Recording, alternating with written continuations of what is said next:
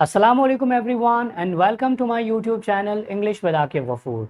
Dear students, basic English grammar का ये तीसरा वीडियो लेसन है और इस लेसन में हम ऐसे अल्फाज की मीनिंग सीखेंगे जिनके सेंटेंसेस इज़म आर की मदद से बनते हैं या जो अल्फाज इज़म आर के सेंटेंसेस में आम तौर पर इस्तेमाल होते हैं। आइए देखते हैं डियर स्टूडेंट्स। हमारा पहला लफ्ज़ है काइंड। काइंड का मतलब होता है रहम दिल। For example, mister Ahmed is very kind person. Second word है गाइस जेनरस। जेनरस का मतलब होता है सखी, खुले दिल का मालिक, जो अल्लाह की राह में बांटता हो, खर्च करता हो, उसे कहते हैं सखी। For example, my father is generous. Dear students, अगला वर्ड है माइजर। माइजर का मतलब होता है कंजूस। Ehsan is miser. ऐसे एक वर्ड आता है डियर स्टूडेंट्स ग्रीडी। ग्रीडी का मतलब होता है लालची। एक लालची इंसान को हम ग्रीडी कहते हैं। For example, Ayesha is greedy. ऐसे एक वर्ड आता है डियर स्टूडेंट्स टायरेंट। टायरेंट का मतलब होता है जालिम, जो जुल्म करता हो, जो मजलूमों पर जुल्म करे उसे कहते हैं tyrant. For example, Hajjaj bin Yusuf was a tyrant emperor. Dear students, tyrant का मतलब होता है जालिम। फिर आता है क्रूअल। क्रूअल का मतलब भी होता है जालिम। अब आप टायरेंट का वर्ड भी यूज़ कर सकते हैं और क्रूअल का वर्ड भी यूज़ कर सकते हैं, दोनों की मीनिंग सेम है। अच्छा, फिर आता है इनोसेंट। डियर स्टूडेंट्स, याद रहे इनोसेंट की दो मीनिंग्स आती हैं। इनोसेंट का एक मतलब आता है बेगुनाह और दूसरा मतलब आता है मासूम। ठीक है। For example, my son is innocent and Mr Ali has been declared innocent in the court. Dear students, अगला वर्ड है अक्यूज्ड। अक्यूज्ड का मतलब होता है मुल्जिम और मुल्जिम लफ्ज निकला है इल्जाम से। डियर स्टूडेंट्स, जिस इंसान पर इल्जाम लगा हो, किसी न किसी किस्म के हरकत का इल्ज़ाम लगा हो, उसे हम मुल्जिम कहते हैं, उसको कहते हैं इंग्लिश में अक्यूज्ड।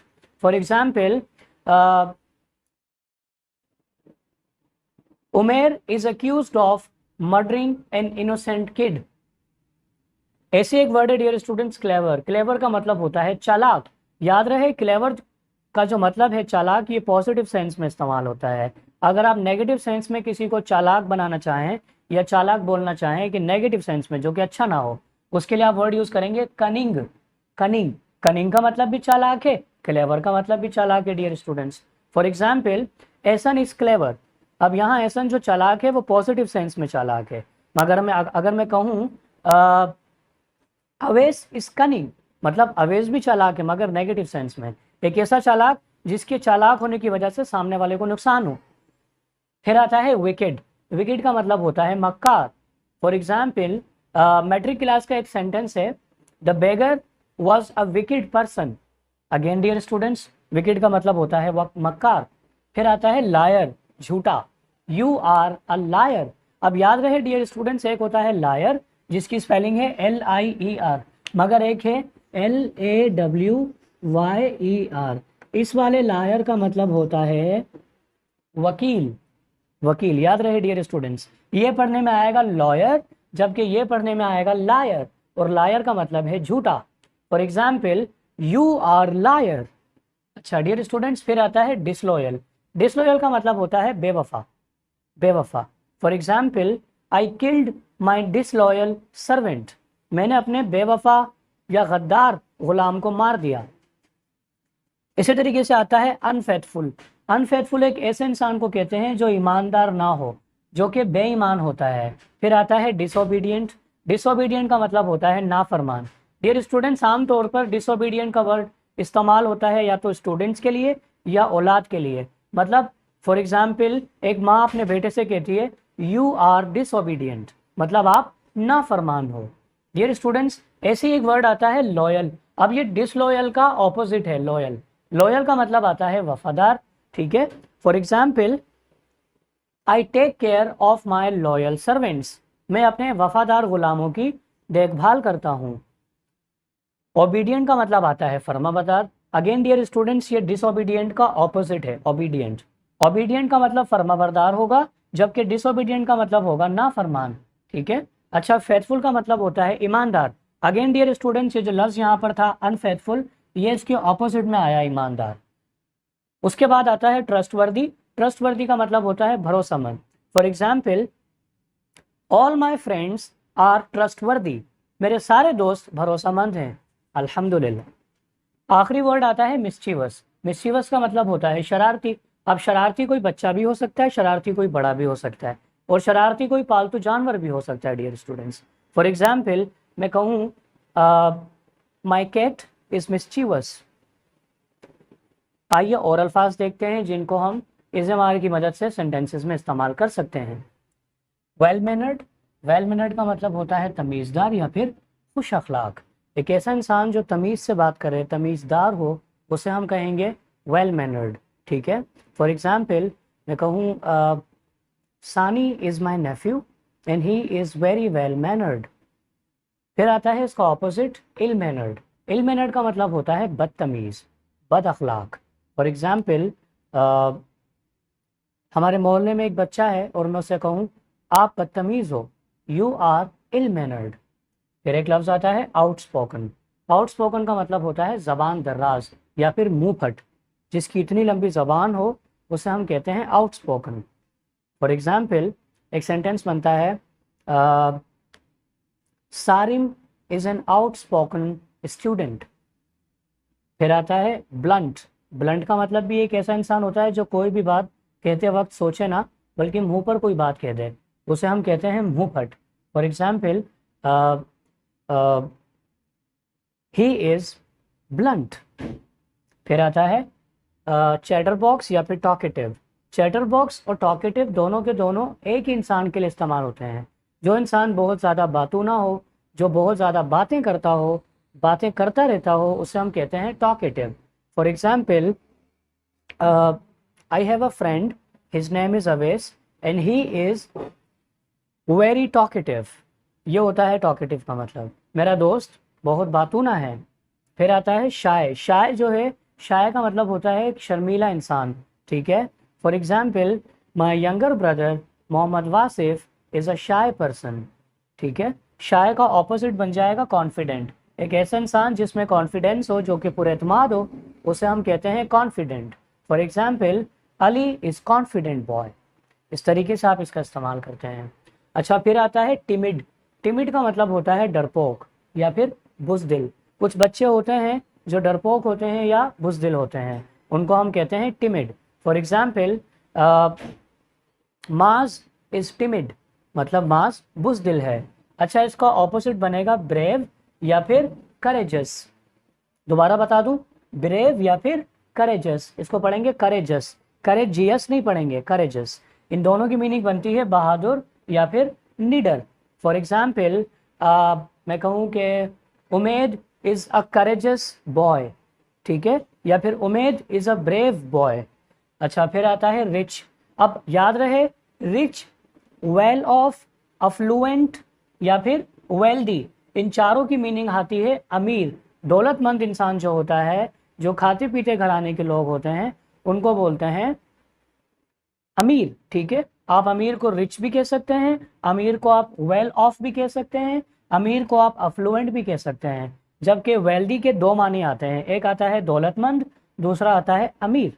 अच्छा, इसका ऑपोजिट क्या बनेगा? इसका ऑपोजिट बनेगा पुअर।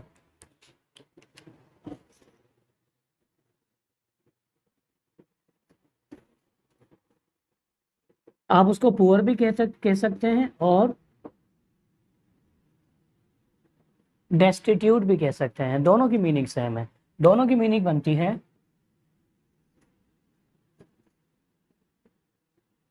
गरीब या नादार। नादार का मतलब भी होता है गरीब, और आप गरीब को मुफलिस भी कह सकते हैं, मुफलिस।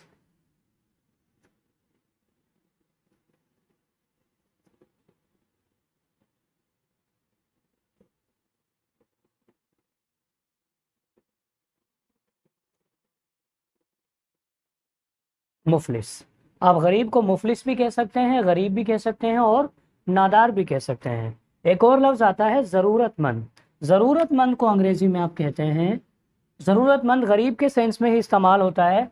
ज़रूरतमंद को आप कहते हैं इंग्लिश में नीडी। नीडी का मतलब आता है ज़रूरतमंद।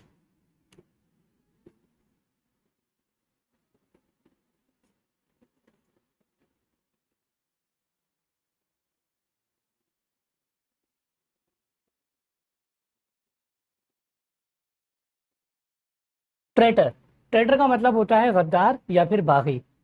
डियर स्टूडेंट्स याद रहे, बेवफा को कहते हैं डिसलॉयल, नाफरमान को कहते हैं डिसोबीडियंट, झूठे को कहते हैं लायर, और गद्दार जो होता है, जो अपने मुल्क से, अपने शहर से, अपने मालिक से गद्दारी करता है, उसे हम कहते हैं ट्रेटर, उर्दू में गद्दार या फिर बागी।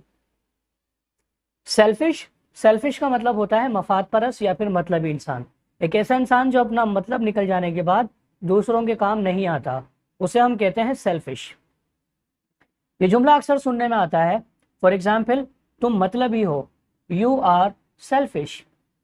फिर एक लफ्ज आता है सिंसियर, सिंसियर का मतलब होता है मुखलिस या फिर सच्चा। एक लफ्ज आपने अक्सर सुना होगा, सच्चा दोस्त, मतलब अ सिंसियर फ्रेंड या फिर अ ट्रू फ्रेंड। फिर एक लफ्ज आता है स्केयर्ड ऑफ या फिर अफ्रेड ऑफ। याद रहे, इसको पढ़ेंगे स्केयर्ड ऑफ या पढ़ेंगे अफ्रेड ऑफ। दोनों की मीनिंग होती है खौफजदा होना या फिर डरा हुआ होना। डियर स्टूडेंट्स, इसके जुमले आमतौर पर सुनने में बहुत ज़्यादा आते हैं। फॉर एग्जाम्पल एक बच्चा कहता है मुझे छिपकली से डर लगता है, I am scared of lizard. अच्छा, एक अंकल कहते हैं मेरे बेटे को कुत्ते से डर लगता है, my son is afraid of a dog. अच्छा, मेरी बहन कहती है I am afraid of dark, मुझे अंधेरे से डर लगता है। डियर स्टूडेंट्स, इस तरीके से आप अफ्रेड ऑफ या स्केयर्ड ऑफ का इस्तेमाल करते हैं जुमले बनाने में। गुड एट, गुड एट का मतलब होता है किसी काम में अच्छा होना। मतलब अगर आपको कोई काम आता है, अगर आप किसी काम को करने की सलाहियत रखते हैं, तो उसके जुमले आप जब इज़ेमार की मदद से बनाएंगे तो उसके अंदर आप गुड एट का इस्तेमाल कर सकते हैं। फॉर एग्जाम्पल मैं कहूँ मैं स्नोकर में अच्छा हूँ, मतलब मैं स्नोकर खेलने में अच्छा हूँ, तो मैं ऐसे कह सकता हूँ आई एम गुड एट स्नोकर। ऐसे ही मेरा एक बड़ा भाई है और वो क्रिकेट में अच्छा है, तो मैं कह सकता हूँ उसके बारे में Asif is good at cricket. मेरा एक दोस्त है, वो पबजी में अच्छा है, पबजी जो कि एक वीडियो गेम है, तो वो कह सकता है कि I am good at PUBG. Dear students, इस तरीके से आप गुड एट की मदद से भी सेंटेंसेस बना सकते हैं। फिर आता है एक्सपर्ट इन, एक्सपर्ट इन का मतलब होता है किसी चीज़ में माहिर होना। फॉर एग्जाम्पल अगर एक कारपेंटर है, ठीक है, और वो फर्नीचर बनाने में माहिर है, तो वो कह सकता है I M expert in making furniture या फिर I am expert in furniture. इसी तरीके से कोई अंग्रेज़ी का टीचर है और वो अंग्रेज़ी पढ़ाने में माहिर है, तो वो कह सकता है, फॉर एग्ज़ाम्पल मैं किसी के बारे में आपको बताऊं कि Rizwan Khan Khaskheli is expert in teaching English. इसी तरीके से डियर स्टूडेंट्स एक लफ्ज़ आता है एरोगेंट, एरोगेंट का मतलब होता है मगरूर। एरोगेंट का मतलब होता है मगरूर, जिसके अंदर गुरूर हो, जिसके अंदर तकब्बुर हो, उसको कहते हैं एरोगेंट। अक्सर आपने ये जुमला सुना होगा ये बहुत मगरूर है, या किसी लड़की के लिए सुना होगा ये बहुत मगरूर है, तो इसको आप इंग्लिश में ऐसे बनाएंगे dear students, he is arrogant, या फिर अगर कोई लड़की है तो शी इज़ वेरी एरोगेंट। इस तरीके से आप एरोगेंट को अपने सेंटेंस में इस्तेमाल कर सकते हैं। फिर आता है आपका एक लफ्ज़ एक्सपेंसिव, एक्सपेंसिव का मतलब होता है महंगा, ठीक है। फॉर एग्जाम्पल मैं कहूँ आपकी शर्ट महंगी है, your shirt is expensive. Inexpensive इसका ऑपोजिट है, जिसकी मीनिंग आती है सस्ता। फॉर एग्जाम्पल मैं कहूँ कि ये मार्कर सस्ता है, दिस मार्कर इज़ इनएक्सपेंसिव। फिर आता है प्रेशियस या फिर रेयर, इन दोनों की मीनिंग है कीमती, ठीक है। फॉर एग्जाम्पल मैं कहूँ गोल्ड इज़ प्रेशियस, इसका मतलब ये है कि सोना कीमती है। ऐसे ही मैं कहूँ कि हीरा कीमती है, for example diamond is rare. अब रेयर या फिर प्रेशियस दोनों की मीनिंग आती है कीमती, और इनके सेंटेंसेस आप इज़ेमार की मदद से ही बनाते हैं। फिर आता है यूज़लेस, यूज़लेस का मतलब है बेकार। फॉर एग्जाम्पल मैं कहूँ कि आपकी राय बेकार है, योर ओपिनियन इज़ यूज़लेस। अच्छा, अगर मैं कहूँ कि आपका मशवरा या आपकी सलाह या आपकी राय कारामद है, काम की है, तो इसको वैसे भी कह सकते हैं कि your opinion is very useful या फिर योर ओपिनियन इज़ यूज़फुल। फिर एक लफ्ज़ आता है थीफ, थीफ हम कहते हैं चोर को। अक्सर आपने ये लफ्ज़ सुना भी होगा कि चोर के लिए हम लफ्ज़ यूज़ करते हैं थीफ, मगर एक मसला है डियर स्टूडेंट्स, चोरों की बहुत सारी इकसाम हैं। एक चोर वो होता है जिसको हम थीफ कहते हैं, मगर जेब कतरे को हम कहते हैं पिक पॉकेट। जेब कतरे को हम कहते हैं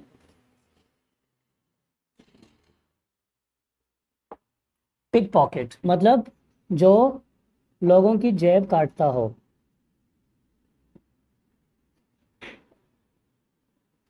जेब कतरा। इसी तरीके से फिर एक वर्ड आता है डियर स्टूडेंट्स, रूफियन। रूफियन का मतलब होता है बदमाश।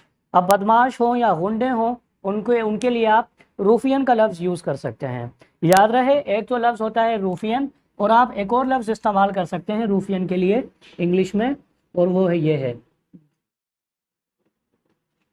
डेस्पराडो। इसका मतलब, या फिर आप ये वर्ड यूज़ कर सकते हैं गून।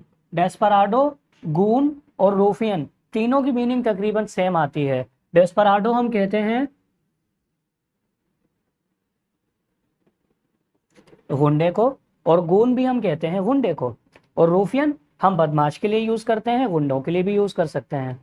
सो डियर स्टूडेंट्स, ये अल्फाज आप लोगों को इज़ेमार के अंदर इस्तेमाल करते वक्त बहुत ज़्यादा मदद करने वाले हैं, और आपके जुमले, आपकी रोज़मर्रा की अंग्रेज़ी बहुत आसानी से बेहतर हो जाएगी इंशाल्लाह। याद रहें, इनके जुमले आपको इज़ेमार की मदद से बनाने हैं जितना ज़्यादा हो सके, और मैंने आपको एक एक लफ्ज़ का जुमला बनाकर दिखाया है किस तरीके से आप इज़ेमार के अंदर इन सेंटेंसेस को यूज़ कर सकते हैं। और एक और बात याद रहे, आप सेंटेंस जब इज़ेमार की मदद से बनाएं तो आप इकरार भी करते हैं, मतलब हाँ के अंदर जुमले बनाते हैं, और आप सवाल भी कर सकते हैं। मिसाल के तौर पर अभी तो मैंने कहा कि you are expert in math, आप मैथ के माहिर हैं। अब ये तो इकरारिया जुमला हो गया, ये तो एफर्मेटिव सेंटेंस हो गया। अगर हम इसी का इंटरोगेटिव बनाएंगे तो कैसे बनाएंगे, क्या आप मैथ में माहिर हैं? अब इसको हम इस तरीके से बना सकते हैं, are you expert in maths. ये आपको काम करना है डियर स्टूडेंट्स। ऐसे में कहता हूँ, is your car very expensive, क्या आपकी कार महंगी है? ये हो गया इंटरोगेटिव सेंटेंस। अब इसका अफर्मेटिव बनेगा, yes my car is expensive, हाँ जी हाँ मेरी कार महंगी है। सो डियर स्टूडेंट्स, एंजॉय कीजिए इन वर्ड्स को और बनाइए अपनी अंग्रेजी को बेहतर से बेहतर तरीन, मीन्स बेहतरीन। Thank you so much. अस्सलाम वालेकुम।